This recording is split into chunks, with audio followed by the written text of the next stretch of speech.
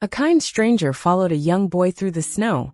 What he discovered in a frozen cottage changed his heart forever. The wind howled across the frozen expanse of the remote countryside, its icy breath cutting through even the thickest layers of clothing. Ethan pulled his scarf higher over his nose, his breath crystallizing in the bitter air. The small, snow-covered village behind him seemed almost like a memory, its chimneys puffing lazy trails of smoke into a sky that threatened more snow. He had been traveling for weeks, seeking respite from a life that had grown monotonous. This small, secluded place seemed like the perfect escape, a quiet corner of the world untouched by the bustle of modern life. But today, something disturbed the stillness of his retreat. A lone figure, a boy no older than 9, was trudging through the snow, his thin frame barely protected by a tattered jacket. His footsteps carved a delicate path into the otherwise untouched blanket of white. The sight was both peculiar and alarming. Why would a child be out here alone, in weather that could freeze water in seconds? "Hey," Ethan called, his voice muffled by the wind. "Where are you going?" The boy didn't respond. He moved with a determination that seemed beyond his years, his small boots sinking into the snow with each step. Ethan hesitated for a moment, glancing back toward the village.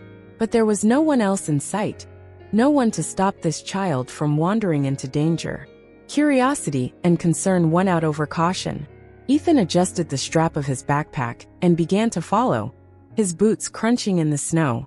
"Wait up," he shouted again, but the boy didn't even turn his head. As the distance between them closed, Ethan noticed more details.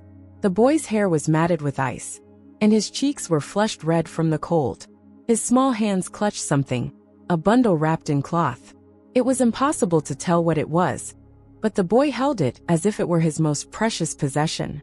"Hey," Ethan tried again, this time softening his tone. "Are you okay? Do you need help?" Still no answer. The boy seemed lost in his own world, his eyes fixed ahead as if nothing else existed. Ethan's chest tightened with unease. He quickened his pace, but kept a respectful distance, unsure whether the boy would welcome his presence or flee deeper into the wilderness. The path they were on began to change, leading into a dense forest. Tall pines, heavy with snow, created a canopy that darkened the world around them. Ethan's breath hitched. This forest wasn't marked on the maps he had studied before coming here. It seemed ancient and foreboding, a stark contrast to the open landscape he had left behind. As the boy entered the woods, the air seemed to grow heavier. The silence was no longer comforting but oppressive, broken only by the rhythmic crunch of snow beneath their feet. Ethan glanced up at the trees, their skeletal branches twisting like arthritic fingers against the pale sky. He had no idea where the boy was leading him, but something told him to keep following. The boy's footsteps were steady, unrelenting, as though he knew exactly where he was going. Ethan tried once more, his voice echoing in the stillness.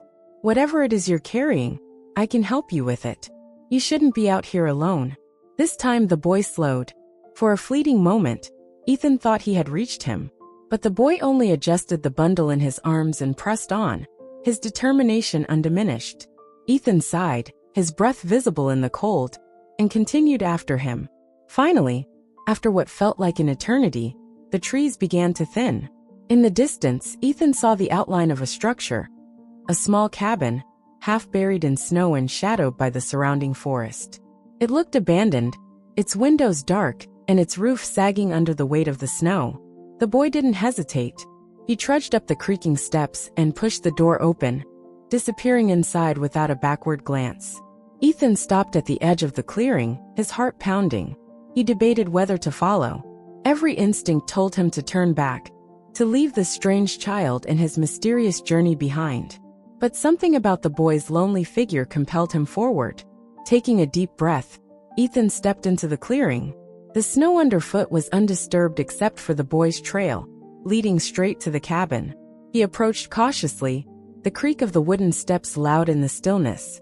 The door hung ajar, revealing nothing but darkness within. "Hello," Ethan called, his voice trembling slightly. "Is anyone here?" Silence answered him. With one last glance at the desolate forest, Ethan stepped inside. Ethan stepped into the cabin, the door creaking as it swung shut behind him. The sharp chill of the forest was replaced by a colder, almost lifeless air. Inside, the cabin was a stark, shadowy place.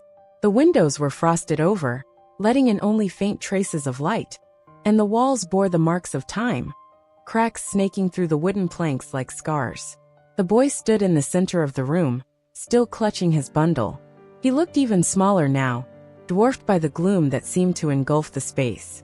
Ethan cleared his throat, unsure how to begin. "Are you okay?" His voice sounded unnaturally loud in the silence. The boy finally turned to face him. His eyes, deep and dark, seemed to hold a weight far beyond his years. For a moment, Ethan thought the boy might speak. Instead, he gestured toward a corner of the room. Ethan followed the motion, his eyes adjusting to the dim light. At first, he saw nothing but shadows. Then slowly, he made out a small makeshift bed, its frame warped and its mattress thin. On it lay a figure, a woman frail and motionless, her face pale against the rough fabric of a blanket. She looked as though the cold had seeped into her very bones. Ethan froze, his breath catching in his throat. "Is that your mother?" he asked softly. The boy nodded, his small hands tightening around the bundle in his arms. He took a hesitant step toward the bed, as if afraid to disturb the silence, and placed the bundle carefully at the woman's feet. Ethan realized it was firewood, though the cabin had no sign of a working fireplace. "Why are you here all alone?" Ethan's voice broke through the tension. "Why didn't you get help?" The boy turned his gaze back to Ethan, and for the first time he spoke. His voice was quiet, barely more than a whisper. "We can't leave. She's too weak." Ethan stepped closer to the bed, his heart heavy with sympathy. The woman's breathing was shallow, her chest rising and falling with effort. Her face was gaunt, framed by wisps of hair that had once been golden, but now seemed faded, as if touched by frost. "What's her name?" Ethan asked gently. "Sarah," the boy replied. "She's my mom." Ethan knelt beside the bed, his mind racing. It was clear Sarah needed medical attention, immediately. But the boy had said they couldn't leave, and judging by the state of the cabin, they were far from any town or help. How had they survived out here? "Noah," Ethan said, addressing the boy for the first time. "You've been taking care of her all by yourself?" Noah nodded, his eyes wide but steady. "I bring her food when I can, and wood to keep us warm." Ethan glanced around the cabin again. The lack of a fireplace suddenly made sense. It wasn't warmth they were trying to maintain. It was life. The firewood was fuel for the tiny metal stove in the corner, likely the only source of heat or means of cooking. The effort it must have taken for Noah to keep this fragile system going made Ethan's chest ache. "Do you know what's wrong with her?" Ethan asked, keeping his voice calm. "She got sick after we came here," Noah said. "She couldn't walk anymore, so we stayed. I don't know what to do." Ethan ran a hand through his hair, his thoughts churning. He wanted to help, but he didn't know where to start. He wasn't a doctor, just a traveler passing through. But he couldn't leave them like this, not after seeing the desperation in Noah's eyes. "We need to get her to a hospital," Ethan said finally. "There's no way she can recover here." Noah shook his head violently. "We can't leave. The snow, it's too much. And she told me not to go far. She said it's not safe." Ethan frowned. "Not safe? What does she mean?" Noah's gaze darted toward the windows, his expression unreadable. "The forest. She says it watches us." Ethan felt a shiver crawl up his spine, but he pushed the thought aside. It was likely the fever talking, Sarah's mind clouded by sickness and fear. Still, the idea unsettled him. "Listen, Noah," Ethan said, kneeling to meet the boy's eyes. "I can't make any promises, but I'll do everything I can to help. We'll find a way to get her the care she needs." Noah hesitated, his small shoulders tense. Finally, he nodded. "Okay." Ethan glanced back at Sarah, her fragile form nearly swallowed by the shadows. Time was running out, and he needed a plan fast. But as he stood and looked around the cabin, the feeling of being watched crept over him, as if the forest outside wasn't ready to let them go. This wasn't just a rescue. It felt like the beginning of something much larger. Ethan wasn't sure why he had come to this village, or why he had followed Noah into the woods, but he was certain of one thing. He couldn't turn back now. Ethan's mind raced as he considered their next steps.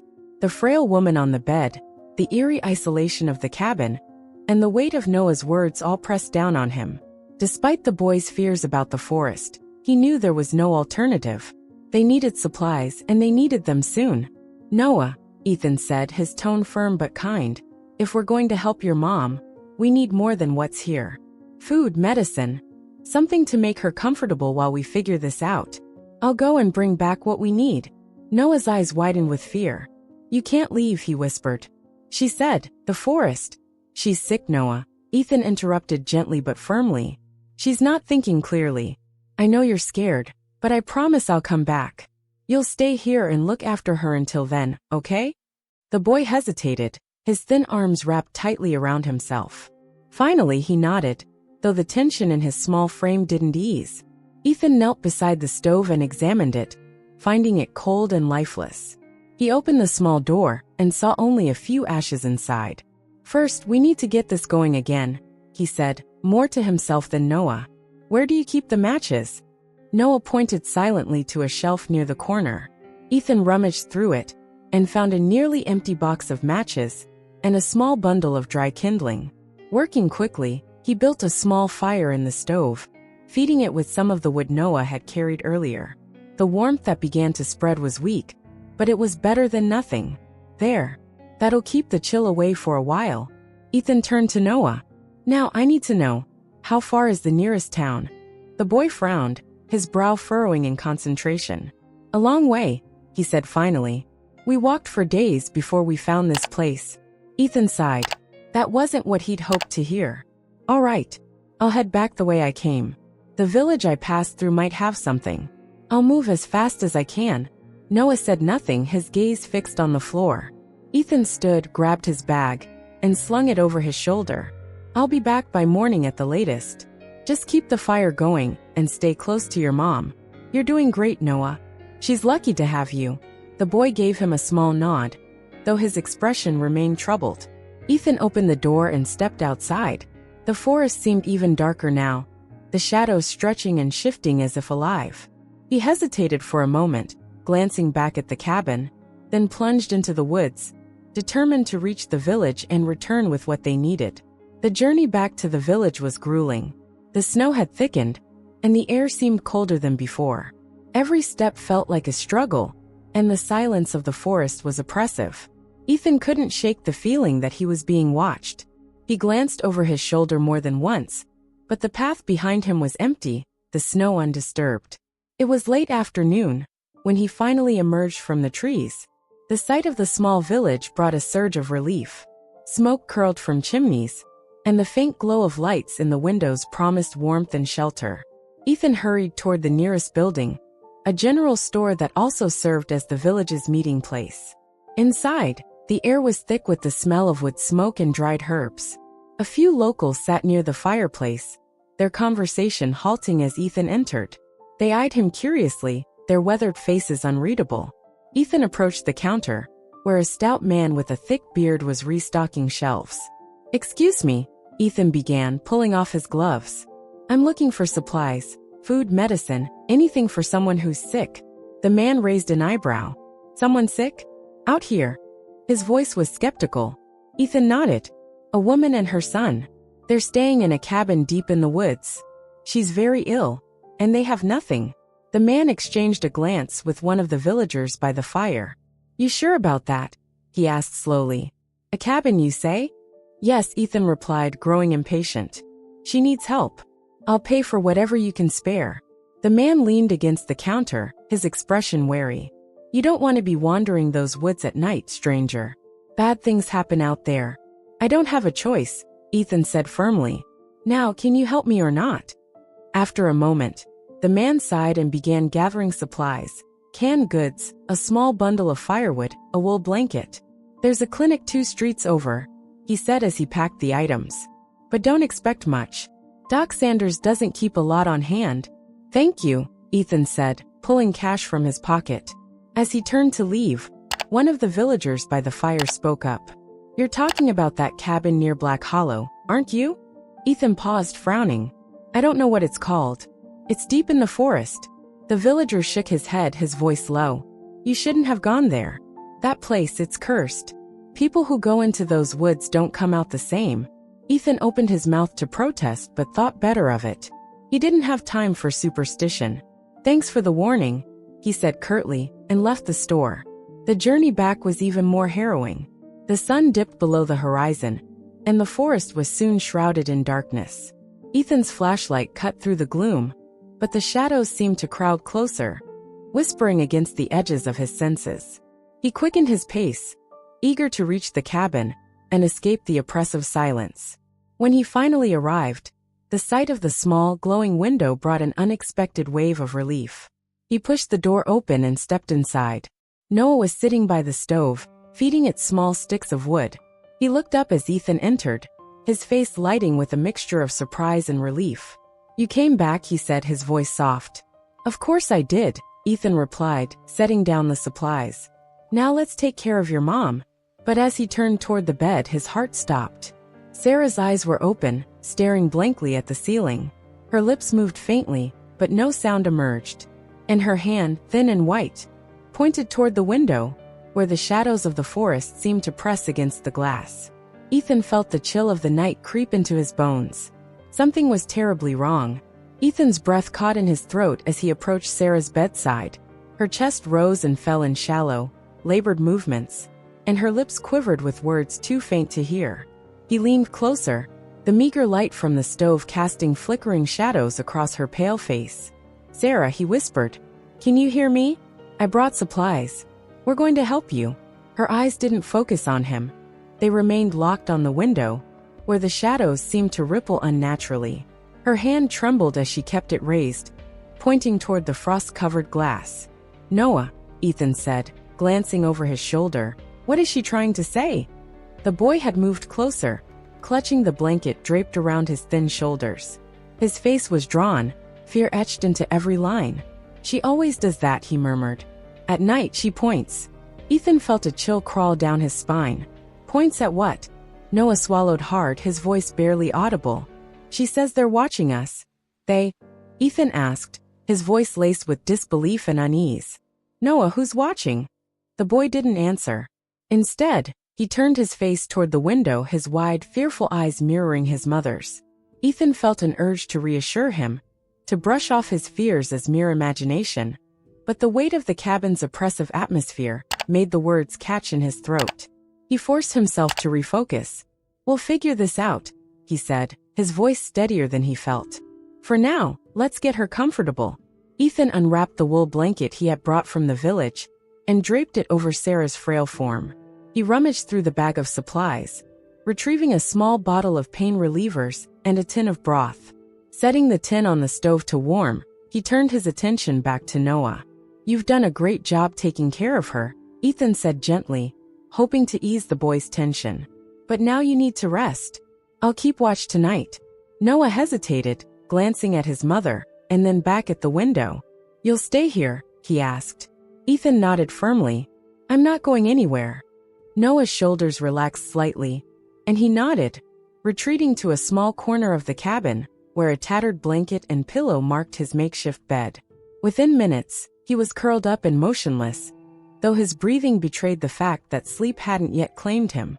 As the night deepened, the wind outside picked up, howling through the trees with an almost mournful tone. Ethan sat by the stove, his back to the window, keeping one eye on Sarah, and the other on the room's dimly lit interior. Something about the cabin gnawed at him. The faint creaks of the walls, the way the firelight danced across the peeling wood, the oppressive stillness beyond the thin barrier of its walls. He shook his head, trying to banish the unease. Exhaustion was likely playing tricks on his mind. He rose and checked on Sarah. Her breathing remained shallow, but the warmth of the stove and the blanket seemed to have brought a slight color back to her cheeks. As he adjusted the blanket, her lips moved again, forming words so faint he had to lean in close to hear. "Don't let them in." Ethan froze. He stared at her, his heart pounding. Her eyes were still open, wide and unblinking, her gaze fixed on the window. Slowly, Ethan turned to look. What he saw made his blood run cold. There, just beyond the frost-covered glass, was a shape, a tall, dark figure standing motionless against the backdrop of the forest. It was almost indistinguishable from the shadows of the trees, but the faint glow of the stove light revealed its silhouette. Ethan's breath hitched as the figure shifted slightly, its head tilting unnaturally to the side. Ethan spun back toward Sarah, his voice urgent. Who is it? Sarah, what's out there? Her lips moved again, forming a single word. Them? A sharp knock at the window made Ethan jump. It wasn't loud, but the deliberate rhythm of it, 3 precise taps, sent a wave of terror through him. He grabbed the poker from beside the stove and moved toward the window, his hand trembling as he raised it to the frosted glass. When he wiped the frost away, the figure was gone. Ethan staggered back, his chest heaving. He glanced at Noah, who was sitting upright in his corner, his eyes wide with fear. They're here, Noah whispered. They always come when it's dark. Ethan's mind raced. Who, or what could be out there in the middle of nowhere? The forest was vast and unforgiving. No sane person would wander it at night. Yet the knock had been real, and Sarah's words, vague but chilling, echoed in his mind. We're locking the door, Ethan said, trying to inject authority into his voice. He bolted the cabin's flimsy door and pushed a chair against it for good measure. Then he turned to Noah. Get by the stove. Stay warm and stay close to me. Noah obeyed, clutching his blanket as he settled near the fire. Ethan positioned himself between the boy and the door, gripping the poker tightly. Every muscle in his body was taut, his senses on high alert. Hours seemed to drag by, the wind outside growing fiercer. Occasionally, Ethan thought he heard faint whispers, carried by the gusts. But he couldn't be sure if they were real or a product of his imagination. Each sound, each creak of the cabin made his heart race. And then, as dawn began to break, the knocking came again. 3 deliberate taps, this time at the door. Ethan's grip tightened on the poker as he stepped toward the door. Who's there? He demanded, his voice trembling despite his effort to sound firm. No answer. He waited, his breath shallow, his eyes fixed on the door. The knocking came again, louder this time, followed by a voice that sounded eerily like his own. Ethan, let us in. Ethan froze, the eerie echo of his name sending chills down his spine. The voice from the other side of the door was too familiar. His own, distorted and hollow, as if it had been pulled from a deep well. He glanced back at Noah, who was huddled near the stove, his face pale and his eyes brimming with tears. Stay there, Ethan said, his voice low but firm. He turned back to the door, his grip on the iron poker tightening. Who's out there? He called, though his words trembled. The silence that followed was suffocating, broken only by the wind outside. Ethan felt the weight of the cabin walls pressing in on him, as if the air itself had grown thicker. He took a step toward the door, his instincts screaming at him to stay away. The voice came again. Ethan, it's cold out here. Let us in. The deliberate use of us turned his unease into outright terror. He backed away from the door, keeping his eyes fixed on it, as if it might burst open at any moment. I don't know who you are, he said, his voice firmer now. But you're not coming in. The knocking stopped. For a moment, there was only the sound of the wind, its howling almost a relief in the oppressive silence. Ethan let out a shaky breath, but before he could feel any sense of relief, a soft laugh, high and childlike, echoed from just outside the window. He spun around, his heart pounding, and saw a face pressed against the frost-covered glass. It wasn't human, not entirely. Its eyes were too large, its mouth stretched into a grin that was too wide, and its skin was pale and waxy, almost luminous in the dim light. Ethan stumbled backward, bumping into the stove. The creature's grin widened as it tilted its head, mimicking the way he had moved. Then, as if in response to his terror, it whispered, Ethan. Before he could react, the face vanished into the swirling snow outside. Ethan! Noah's voice snapped him out of his terror. The boy was on his feet, pointing toward the bed. It's Mom! Ethan turned and rushed to Sarah's side. Her body was trembling violently, and her lips were moving again, her voice hoarse and barely audible. He leaned down, struggling to make out her words. They can't come in unless. Her breath hitched, her chest rising and falling as if each inhale was a battle. Unless you invite them. Ethan felt a chill run through him. The implications of her words were clear, and they confirmed his worst fears. Whatever was out there, it needed permission to enter. But why? What were these things, and why were they tormenting this isolated family? Noah, Ethan said sharply, get more wood for the fire. We need to keep her warm. The boy moved quickly, feeding the stove with trembling hands. The flames rose higher, casting flickering light across the room and pushing back some of the oppressive cold. Ethan turned back to Sarah, who seemed to be slipping further into unconsciousness. "Sarah," he said urgently, gripping her hand. "Stay with us. You need to tell me what's going on. What are they? Why are they here?" Her eyelids fluttered, and for a brief moment her eyes focused on him. "The forest," she whispered. "It doesn't let go." Her head lolled to the side, and her breathing grew even fainter. "No, no, no," Ethan muttered, panic clawing at him. He checked her pulse, weak but still there. He had brought supplies, but none of them would cure whatever was wrong with her. She needed real medical care, and she needed it soon. Ethan sat back, running a hand through his hair. He couldn't carry her alone through the forest. Not in her condition, and not with whatever those things were lurking outside. They were trapped, and the longer they stayed, the worse Sarah's condition would become. Noah broke the tense silence. "We should leave," he said, his voice trembling. "We should go now." Ethan shook his head. "It's too dangerous. The forest isn't safe at night, especially not with—" He stopped, unwilling to say the words and scare Noah even more. "But it's not safe here either," Noah insisted. "If we stay, they'll get her." The boy's words struck a chord of truth that Ethan couldn't ignore. He stood, pacing the small cabin as he tried to think. His mind returned to the village, to the warnings the locals had given him about the forest. Bad things happen out there. Cursed. People who go and don't come out the same. He thought of the face at the window, the voice that had mimicked his own, and the knock that had carried an otherworldly intent. Whatever was out there wasn't natural. It was something else entirely, something beyond reason, and it was fixated on them. Ethan stopped pacing and knelt down beside Noah, placing a hand on his shoulder. "If we leave," he said carefully, "we need a plan. We can't just run into the woods without knowing where we're going or what's waiting for us." Noah nodded, his wide eyes filled with a fragile hope. "What's the plan?" Ethan hesitated, glancing at Sarah. "We'll wait until morning," he said finally. "The light might help. And then we'll head back to the village. We'll find help there." Noah bit his lip but didn't argue. He returned to his spot by the stove, huddling under the blanket. Ethan moved to the window, peering out into the darkness. The forest was still, but he knew better than to trust it. As he stood watch, Sarah's faint whisper echoed in his mind. "The forest doesn't let go." Ethan gripped the poker tighter, his resolve hardening. Whatever was out there, whatever had trapped this family in its grasp, he wouldn't let it win. Morning couldn't come soon enough. The hours dragged on as the darkness outside the cabin seemed to deepen, the forest swallowing even the faintest light of the stars.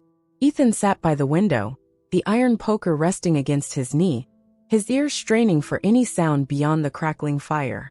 Noah had fallen into a fitful sleep near the stove, his small frame curled tightly under the blanket. Sarah, too, lay motionless, her shallow breaths the only indication that she still clung to life. Ethan's thoughts churned as he stared into the void beyond the frosted glass. Who were these beings outside, and why were they targeting this family? The forest didn't let go. Sarah's cryptic words echoed in his mind like a warning, but they offered no answers. A faint sound broke his thoughts, a creak, like footsteps on the snow-packed porch. He froze, his grip tightening on the poker as he strained to hear. The sound came again, slow and deliberate, as if something was testing the wooden planks. Ethan's pulse quickened. He glanced at Noah, who stirred slightly but didn't wake, then back to Sarah, her hand still hanging limply over the edge of the bed. Taking a deep breath, he rose and approached the door, his movements careful and quiet. "Who's there?" he called out, his voice low but steady. The response was immediate. "Ethan," the voice said, hollow and identical to his own. "Let us in." He clenched his jaw, fighting the rising panic. "No," he said firmly. "You're not coming in." The voice laughed, a chilling, hollow sound that seemed to rattle the walls of the cabin. "She let us in once, you know," it said, the words twisting into a taunt. "That's why we're here." Ethan's heart sank. "What are you talking about? Who let you in?" The laugh came again, softer this time, fading into silence. The footsteps retreated, leaving Ethan staring at the door, his knuckles white as he gripped the poker. He waited, his breath coming in short, shallow bursts, but no further sounds came. He turned back toward Sarah, his thoughts racing. "What did you do?" he muttered under his breath, though he knew she was too weak to answer. Morning came slowly, the faint gray light of dawn creeping into the cabin. Noah stirred first, sitting up with a yawn before blinking at Ethan. "Is it time to go?" he asked groggily. Ethan nodded, his body stiff from a sleepless night. "Get your things. We'll leave as soon as the sun's fully up." Noah scrambled to gather his few belongings. An old book, a worn scarf, and a small wooden carving of a bird. As he worked, Ethan knelt beside Sarah, checking her pulse. It was weaker than before, and her skin was cold to the touch despite the fire's warmth. "We're getting out of here," he said softly, though he wasn't sure if she could hear him. He wrapped her in the wool blanket and positioned her carefully so she could be carried.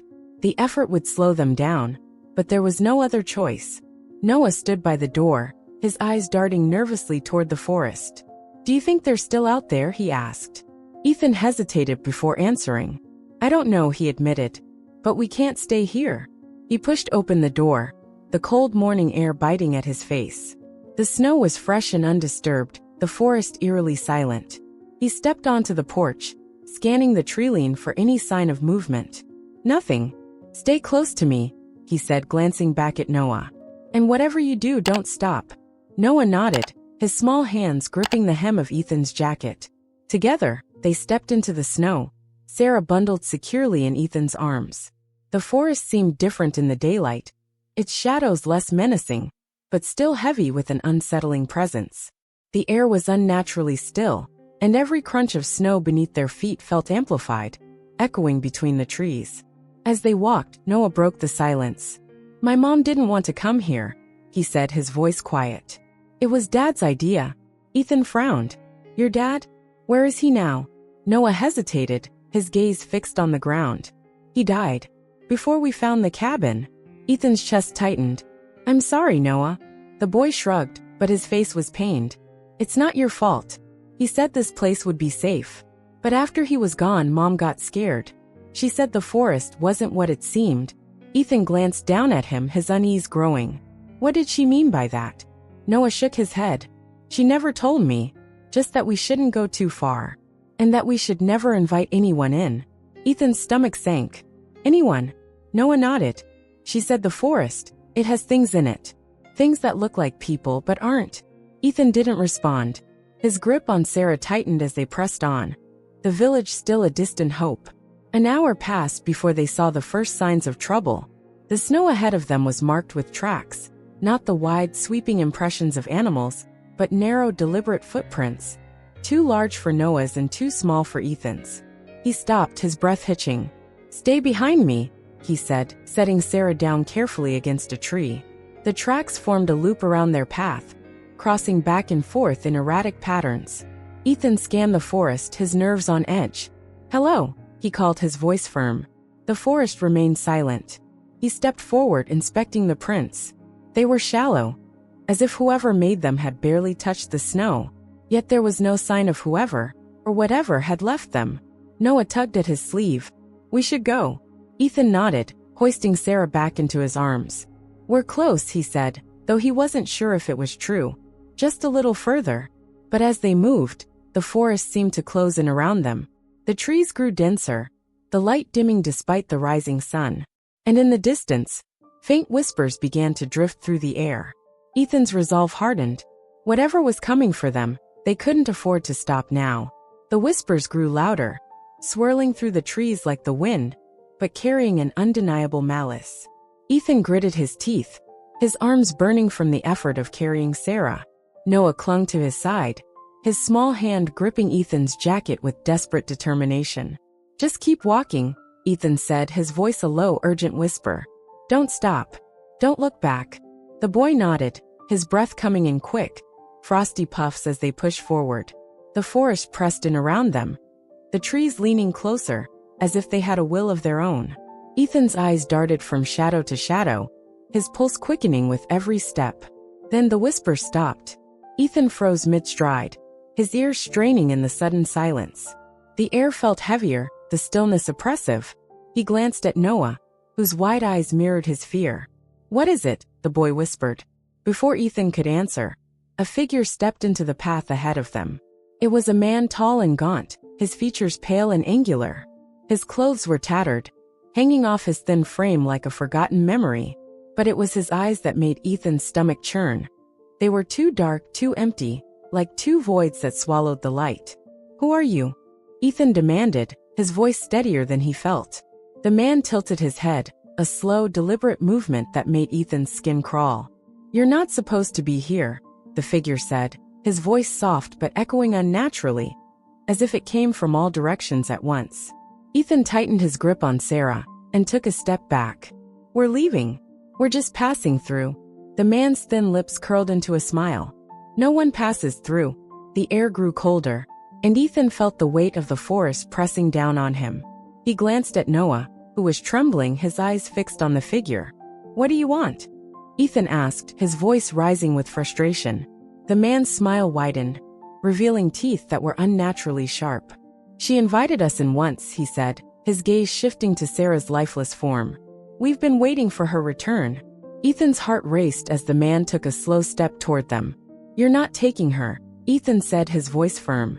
He set Sarah down gently and reached for the iron poker strapped to his pack.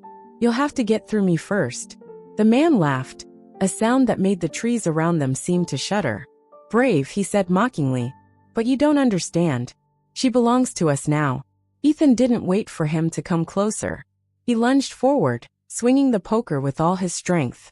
The metal passed through the man's form as if it were smoke, the figure dissolving into the air before reforming a few steps away.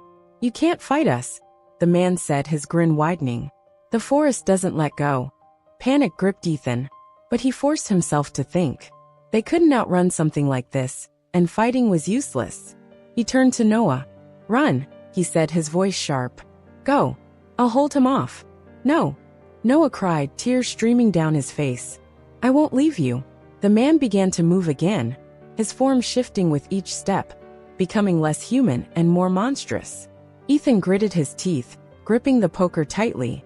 He glanced at Sarah, her face pale and still, and knew he had to find another way. Ethan's mind raced, desperate for a solution. Then, Sarah's faint words from the night before echoed in his mind. "They can't come in unless you invite them." The invitation. That was their weakness. "Noah," Ethan said, his voice urgent. "Did your mom ever tell you how to make them leave?" Noah hesitated, shaking his head. "She said they leave when they're not wanted, but she never told me how." Ethan's eyes narrowed as an idea began to form. He turned back to the figure, now only a few feet away, its form towering and distorted. "You said she invited you," he called out. "What happens if we take it back?" The creature stopped, its empty eyes narrowing. For the first time it looked unsure. "Is that it?" Ethan pressed, his voice rising. "She has to uninvite you." The creature snarled, its voice growing more guttural. "She's too far gone," it spat. "Her will is weak. She cannot undo what's done." Ethan's jaw tightened. "Maybe she can't, but I can." The creature recoiled, hissing as if the words burned. "You're not part of this." "I'm here now," Ethan said, stepping forward, his voice ringing with authority. "And I'm telling you to leave. You're not welcome here." The forest seemed to tremble, the shadows rippling as the creature snarled and clawed at the air. "You don't understand what you're doing," it hissed. "You're challenging the forest itself." "Maybe I am," Ethan said, his voice unwavering. "But you don't belong here. Get out." The creature let out a piercing shriek, its form breaking apart into wisps of smoke that twisted and writhed before vanishing into the trees. The silence that followed was deafening, the air thick with tension. Ethan turned to Noah, who stared at him in wide-eyed shock. "Are they gone?" the boy whispered. Ethan didn't answer immediately. He knelt beside Sarah, his heart pounding as he checked her pulse. It was faint but still there. He lifted her gently into his arms, his eyes scanning the forest. "For now," Ethan said, his voice low. "But we need to keep moving." He glanced at Noah and forced a smile. "We'll make it. We'll get her to safety." Noah nodded, his small hand finding Ethan's jacket again, as they stepped back onto the snow-covered path. The village felt impossibly far, but for the first time, Ethan felt a spark of hope. They had faced the forest's darkness and lived. Now they had to make it out. The light of morning struggled to pierce the dense canopy above, casting a gray pall over the snow-covered forest. Ethan trudged forward, his legs heavy with exhaustion, but his resolve unbroken. Sarah's limp body weighed down his arms, her breathing shallow but steady. Behind him, Noah clung to his jacket, his small footsteps faltering with every step. The forest seemed quieter now, the oppressive whispers and menacing shadows retreating, but the unease in Ethan's chest refused to subside. He felt watched, as though unseen eyes lingered just beyond the tree-line, waiting for the right moment to strike again. "We're close, Noah," Ethan said, though he didn't know if it was true. He needed to keep the boy moving, to keep himself moving. Just a little further. Noah nodded silently, his face pale and drawn. The fight with the creature had shaken him deeply, and the boy hadn't spoken much since. Still, he followed without question, his trust in Ethan a fragile but vital thread. After what felt like hours, a break in the trees revealed a welcome sight. A narrow road, its surface packed with ice and snow but unmistakably a sign of civilization. Ethan's heart lifted. If they could find the road, they could find the village. "There," he said, adjusting Sarah in his arms. "We'll follow the road. Someone's bound to come by." Noah hesitated at the edge of the forest, glancing back at the shadows behind them. "Do you think they're still watching us?" he asked quietly.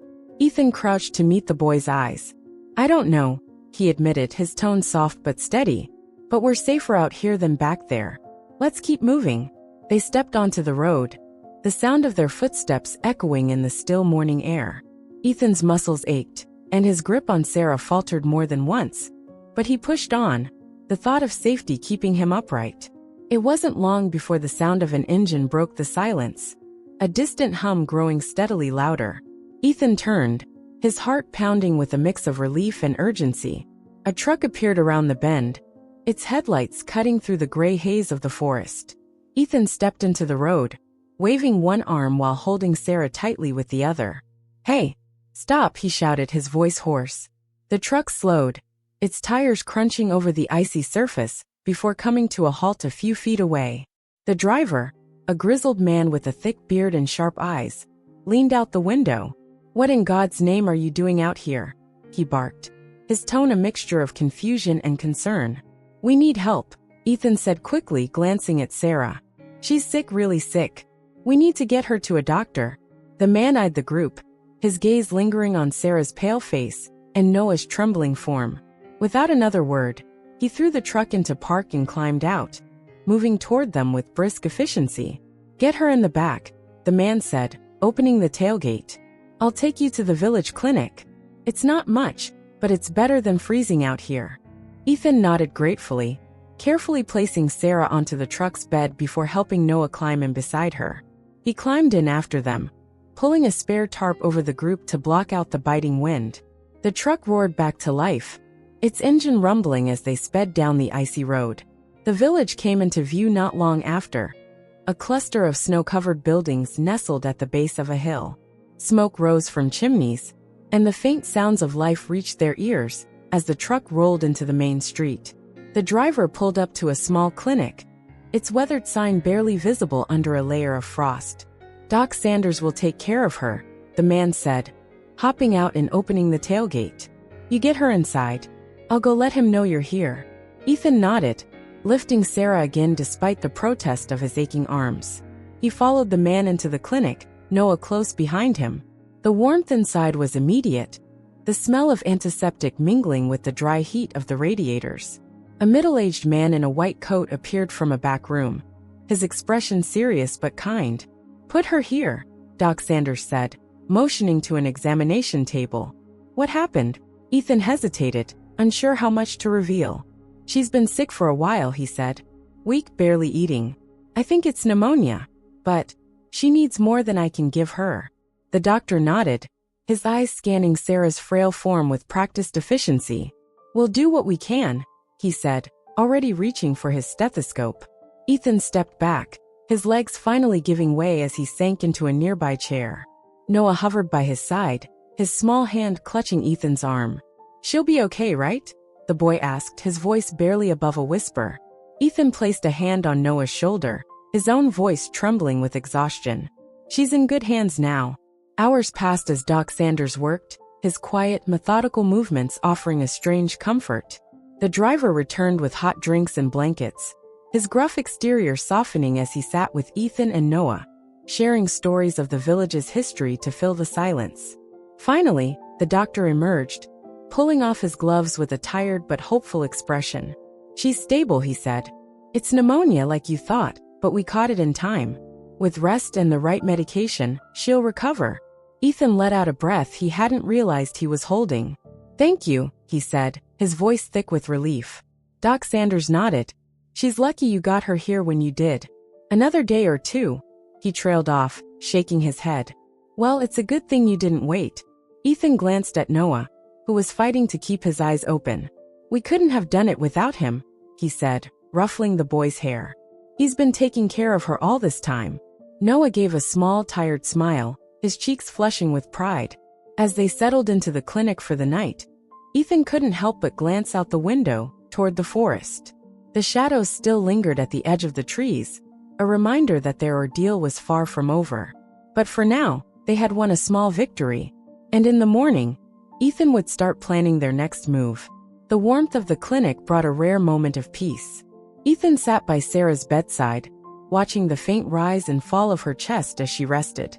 Doc Sanders had set up an IV to rehydrate her, and had started her on antibiotics, the first step in her recovery. Noah was curled up in a chair nearby, finally asleep, his face softened by a hint of relief. Ethan leaned back, exhaustion pulling at his body. The events of the past 2 days replayed in his mind. The haunting whispers, the monstrous figure in the woods, and the terrifying realization that the forest's darkness was more than just folklore. He glanced out the small window. Though the morning sun had climbed high into the sky, the forest beyond the village seemed unchanged, its edge looming like a dark memory. "You've seen it, haven't you?" The voice broke through his thoughts, low and cautious. Ethan turned to see the driver standing in the doorway, his hands shoved into his coat pockets. His sharp eyes lingered on Ethan, searching for confirmation. "The forest," the man continued. "What's out there?" Ethan hesitated, then nodded. "What are they?" he asked, his voice barely above a whisper. "And why did they target her?" The driver stepped into the room, his boots scuffing against the floor. "Nobody really knows. Some say it's the forest itself, alive in ways we can't understand. It watches, waits, picks people for reasons we'll never figure out." Ethan frowned. "You're saying it's random?" The driver shrugged. "Not always. Sometimes, it's guilt that draws them in. Regret. Pain. The forest preys on the broken." Ethan looked at Sarah, her fragile form lying still under the blankets. "She lost her husband," he said. "They came here after that." The driver's face softened. "Loss has a way of calling things we don't want to face. The forest doesn't let go easy, but you got her out. That's more than most can say." Ethan's grip tightened on the arms of his chair. "They said she invited them in." "What did they mean?" The driver exhaled heavily, pulling up a chair. "Sometimes people let the darkness in without realizing it. Fear, anger, despair. It's like leaving the door open at night. The wrong thing slips through." Ethan shook his head. "So how do you stop it?" The man studied him for a moment, his expression unreadable. "You did stop it for now. Told them to leave, didn't you? They don't like being told what to do. But the forest, it doesn't forget. You'll have to keep her safe. And the boy." The weight of the man's words settled heavily on Ethan's shoulders. He had pulled Sarah and Noah from the brink, but their fight wasn't over. The forest had let them go, but it was only a matter of time before it reached for them again. Later that evening, Ethan found Noah sitting on the steps of the clinic, the cold air tugging at his scarf. The boy's gaze was fixed on the forest, his small hands fidgeting with the wooden bird he had carried from the cabin. "Couldn't sleep?" Ethan asked, sitting down beside him. Noah shook his head. "What if they come back?" he asked, his voice trembling. "What if they take her?" Ethan placed a reassuring hand on the boy's shoulder. "They won't," he said firmly. "We'll keep moving, stay ahead of them. You and your mom are stronger than they are." Noah turned to him, his eyes wide. "Why did they want her?" Ethan hesitated, searching for an answer. "Because she was hurting," he said finally. "They thought they could take advantage of that. But she fought back, Noah. She held on long enough for us to get her out. That's how strong she is." The boy nodded slowly. his fingers tracing the grooves of the bird's wings. "I want to be strong like you," he said quietly. Ethan smiled. "You already are, kid. You kept her alive when most people would have given up. That takes real strength." Noah's lips quirked into a small smile. And for the first time in days, a hint of hope flickered in his eyes. The following morning, Sarah stirred for the first time, her eyes fluttering open as the early light streamed through the clinic windows. Ethan and Noah were at her side in an instant, their relief palpable. "Ethan," she rasped, her voice weak but clear. "Noah, we're here," Ethan said, gripping her hand. "You're safe now." Sarah's gaze moved to Noah, and a tear slid down her cheek. You kept me alive," she whispered, her voice breaking. Noah nodded, his eyes brimming with tears. "We're not going anywhere, Mom," he said, his small hand finding hers. Doc Sanders appeared in the doorway, his face breaking into a smile at the sight of her awake. "She's a fighter," he said to Ethan. "But she'll need rest and support to heal." Ethan nodded. "We'll make sure of it." As Sarah drifted back to sleep, Ethan felt the weight of responsibility settle on him anew. The battle with the forest had taken its toll, but it had also brought them closer together. He wasn't just a passing stranger anymore. He was part of their story now, bound by a shared struggle. And as they prepared to move on, Ethan knew one thing for certain. He wouldn't let the forest claim them again. Days turned into weeks as Sarah slowly regained her strength in the safety of the village. With Doc Sanders' care and Ethan's relentless dedication, the worst of her illness passed, though the shadows of their ordeal lingered in unspoken moments. Noah rarely left her side, and Ethan had become a permanent fixture in their lives, helping with every task, no matter how small. The village welcomed them cautiously at first, wary of strangers who had emerged from the forest. But as time went on and word of their survival spread, the locals warmed to the small family. They shared meals, offered clothing, and even helped Ethan secure a temporary cabin for them on the outskirts of the village. Sarah, though still weak, began to open up about what had happened before they found the cursed cabin. One crisp morning, as Ethan stacked firewood outside, she sat by the window, her voice low but steady. "We didn't know what we were walking into," she said, her gaze distant. "After Noah's father died, I thought we could start over. The forest seemed peaceful at first. Safe." Ethan stopped his work, turning to listen. "But then," she paused, her voice trembling. "It started with the dreams. Whispers in the night. I'd wake up and see shadows moving outside the windows. Noah didn't notice at first, but I did. And I was too proud, too afraid to leave. By the time I realized we were trapped, it was too late." Ethan stepped inside, his expression serious. "Why didn't you call for help?" Sarah shook her head. "The forest wouldn't let me. Every time I tried to leave, it was like something pulled me back. It was easier to stay, to hope it would leave us alone. But it didn't," Ethan said softly. She nodded, tears welling in her eyes. "I think it fed on me, on my grief, my fear. And when I was too weak to fight, it started looking at Noah. That's when you showed up." Ethan placed a comforting hand on her shoulder. "You fought hard enough to survive. That's what matters." The winter melted into spring, and with it came a renewed sense of purpose for the small family. Sarah grew stronger each day, her color returning and her energy rebuilding. Noah began to smile more, his days spent exploring the village and helping Ethan with odd jobs. And Ethan, though still haunted by the events in the forest, felt a quiet satisfaction in seeing them rebuild their lives. One morning, as they sat together over breakfast, Sarah surprised them with an idea. "We can't stay here forever," she said, her tone determined. "We've been given a second chance, and I don't want to waste it." "What do you mean?" Ethan asked, setting down his coffee. Sarah looked at Noah, her eyes softening. "I want to help people, the way this village helped us, the way you helped us." She paused, glancing at Ethan. "We could move closer to a city, start fresh. Maybe open a clinic. For people like us. People who feel like they've been forgotten." Ethan blinked, surprised by her conviction. "That's a big step," he said. "Are you sure you're ready for that?" Sarah smiled faintly. "I'm alive because you didn't give up on us. I think it's time I stopped giving up on myself." Months later, the plan began to take shape. With the help of the villagers, they raised funds to leave the area. moving to a small town on the edge of the forest. There, they renovated an old building into a modest but welcoming clinic.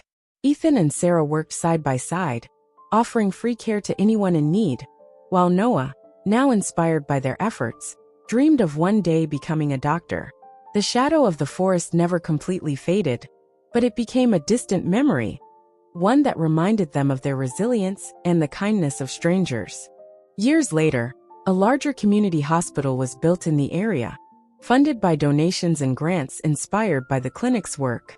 Noah, now an adult and a practicing physician, led the effort to establish it. The hospital was named Haven's Light, a tribute to the idea that even in the darkest moments, a spark of hope could change everything. On the day of its grand opening, Ethan stood beside Sarah, now a grandmother to Noah's young daughter, watching as a plaque was unveiled. It read, "Dedicated to those who never give up, and to the strangers who bring light to the shadows."